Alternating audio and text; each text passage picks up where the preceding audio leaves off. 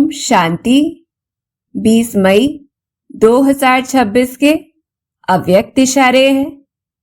बाबा हम बच्चों को अंत समय के लिए तैयार कर रहे हैं कि कैसी भी कुछ भी परिस्थिति हो, हम सदा अचल अडोल एक रस रहे, हलचल में ना आए। तो उसके लिए हमें क्या करना है? बुद्धि को एक ठिकाने पर टिकाने की जो युक्ति मिली है वह स्मृति में रखो, हिलने न दो।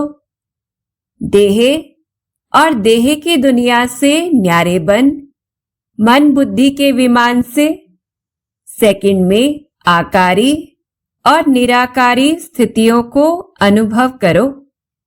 बुद्धि को हिलने नहीं दो, नहीं तो युद्ध में समय बहुत व्यर्थ जाता है। जैसे तपस्वी सदा आसन पर बैठते हैं, वैसे ही हमें क्या करना है? अपनी एक रस स्थिति के आसन पर विराजमान रहो, तब भविष्य सिंहासन मिलेगा। तो इस समय की स्थिति ही भविष्य का आधार बनेगी।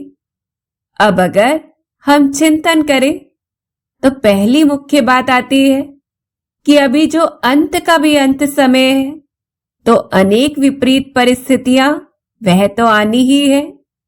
इसलिए जैसे तपस्वी सदा अपने आसन पर बैठकर ही तपस्या करता है, वैसे ही हम बच्चों को अपने आत्मिक सिंहासन पर बैठ जाना है, इस नशे के साथ कि मैं कौन सी आत्मा हूं, और एक रस सीट पर ऐसा विराजमान होना है स्वराज्य अधिकारी की स्थिति में, जो हम साक्षी होकर बिना हलचल में आए, निंदा भी तो प्रशंसा भी, हर परिस्थिति को स्थिरता से देख सके।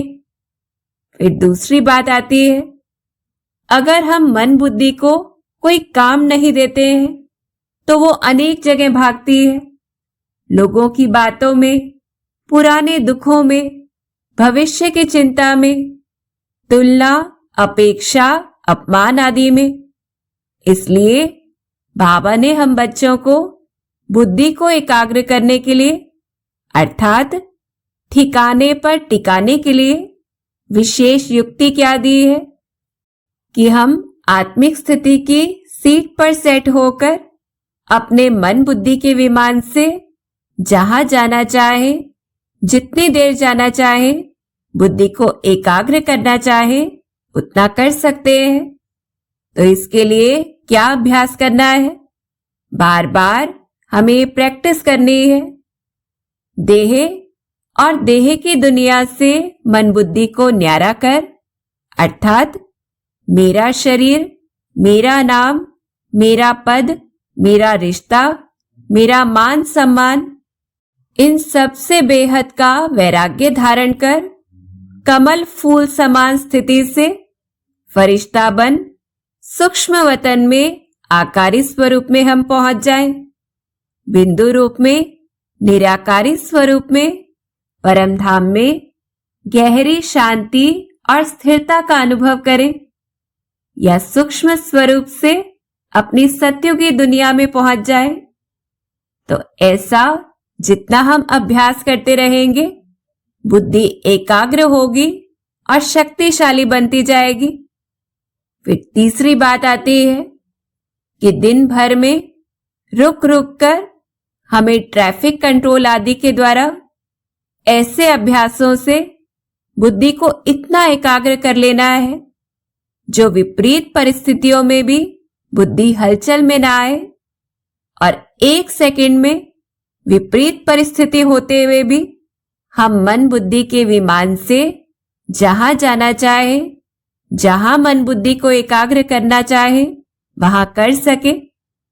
लेकिन अगर हम इन युक्तियों को नहीं अपनाते हैं और सोचते हैं कि अंत समय कर लेंगे, तो अंत समय में तो जैसे जैसे परिस्थिति बदलेगी, हमारी स्थिति भी हलचल में आएगी। मन बुद्धि, देह, संबंधियों, परिस्थितियों रूपी बातों में व्यर्थ की तरफ ही भागती रहेगी। क्या क्यों के प्रश्नों में, भय में, भविष्य की चिंता में उलझ जाएगी।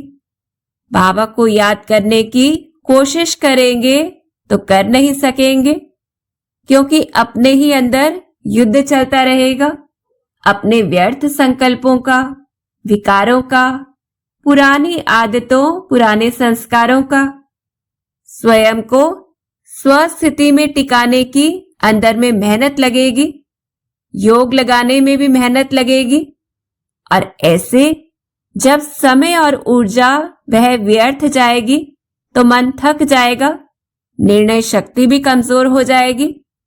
तो अभी से हमें ऐसा अभ्यास बहुत काल का बढ़ाना है। जितना इस समय हम अचल अडोल स्थिति में अपने स्वराज्य अधिकारी की सीट पर सेट रहेंगे, तो उसी आधार से भविष्य सिंहासन अर्थात भविष्य राज्य अधिकारी भी बनेंगे, सुख शांति का अधिकार प्राप्त होगा। क्योंकि हम जानते ही हैं कि विश्व पर शासन करने के लिए पहले स्वयं पर शासन चाहिए। तो इस प्रकार से अब सारे दिन में हमें मन बुद्धि को अनेक अभ्यासों में बिजी करना है। कोई कार्य करते हुए भी बीच बीच में रुककर खुद को स्मृति दिलानी है कि मैं कौन सी आत्मा हूं। फिर देह से न्यारा होने का, फरिश्ता स्वरूप का, बिंदु स्वरूप धारण करने का अभ्यास करना है। और फिर चेक करना है कि विपरीत परिस्थितियों में हमारी स्थिति कैसी रही। इस प्रकार से खुद को अंत समय के लिए शक्तिशाली बनाना है, तैयार करना है। अच्छा, ओम शांति।